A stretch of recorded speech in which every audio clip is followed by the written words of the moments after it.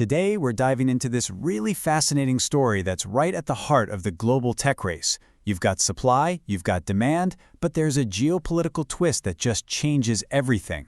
Okay, so let's get right into the central puzzle here. Why on earth would a country turn down cutting-edge AI technology from America's best, especially when it's a version made just for them? It sounds completely backwards, right? That's exactly what's happening. So, let's break down this offer.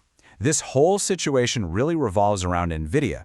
They're the undisputed king of AI hardware and a very specific problem created by international politics. To get what's going on, you need a little background.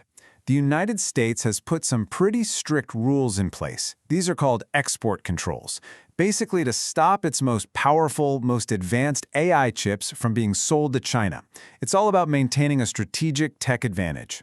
Now, if you're a company like NVIDIA, that's a huge market you're suddenly cut off from. So what do?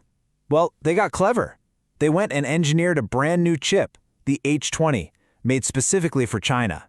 It's designed to be just under the wire, not powerful enough to break the US rules, but powerful enough to be useful. Sounds like a perfect solution, right? So let's look at what we're talking about here. On one side, you've got the NVIDIA H100. That's the Ferrari. It's the top-of-the-line, best-in-class chip that China really wanted. On the other side, you have the H20. It's the compliant alternative they were offered.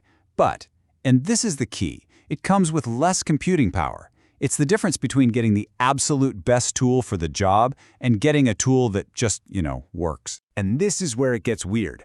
You would think, okay, the H20 is the best they can legally get from NVIDIA, so they'll buy it up. But nope.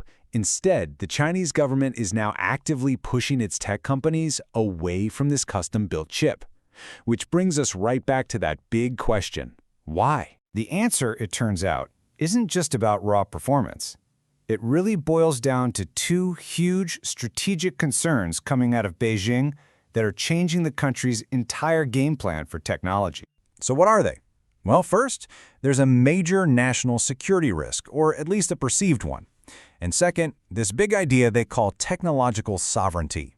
Let's unpack those. First up, national security. There's a genuine fear in Beijing that these American chips could be a sort of Trojan horse. Could they have some hidden backdoor, maybe some kind of location tracking, or even a remote kill switch that US intelligence could flip? I mean, if you're building out your country's critical infrastructure, the absolute last thing you want is your hardware spying on you. The second piece of this puzzle is much bigger. It's a long-term strategy. China wants to achieve what it calls technological sovereignty, and that just means they don't want to be dependent on Western countries for the tech that matters. The endgame? Build a completely self-reliant tech industry and boost their own domestic giants like Huawei to create powerful alternatives. It's a marathon, not a sprint. Okay, so how is this all actually playing out for the people making the buying decisions? Well, it's kicking off this really interesting shift in thinking that you could call the good enough revolution. I mean, just put yourself in the shoes of an IT manager in China for a second.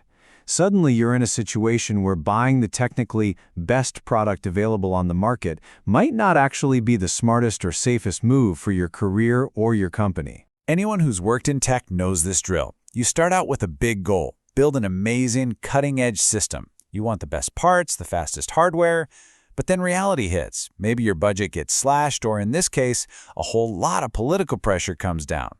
The solution isn't to throw your hands up, it's to find an alternative that's, well, good enough to get the job done right. And that's precisely what's happening. Look, for the absolute most complex, mind-bending AI models, yeah, NVIDIA's still king.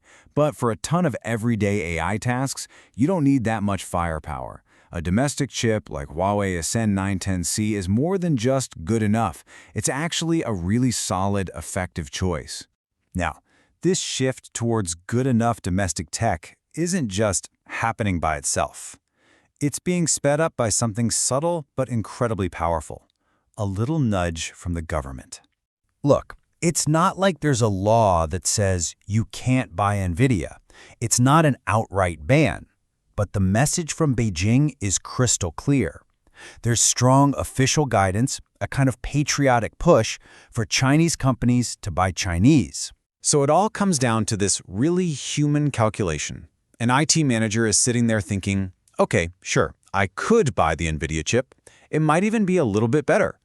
But if I do that, my company and I are suddenly on the government's radar.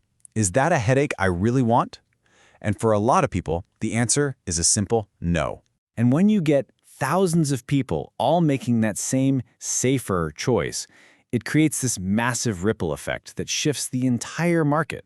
It's not some top-down command, it's a bottom-up change, driven by that government nudge. One purchase order at a time, the whole industry pivots toward domestic tech.